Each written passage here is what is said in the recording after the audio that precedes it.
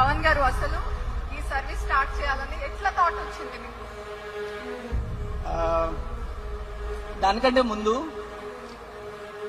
చాలా ఏళ్ళ కిందట, అంటే ఈ ఎలక్షన్స్ కి ముందు చాలా ఏళ్ళ కిందట ఒకసారి నేను మన గౌరవులైన శ్రీ చంద్రబాబు గారిని కలిసినప్పుడు ఆయన ఒక మాట చెప్పాడు.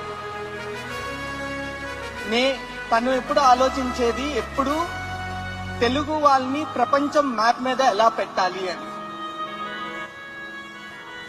ఆ మాట విన్నప్పుడు ఈవెన్ ఐ థాట్, ఆయన అలా ఆలోచిస్తుంటే నేను ఏమైనా ప్రయత్నం చేసి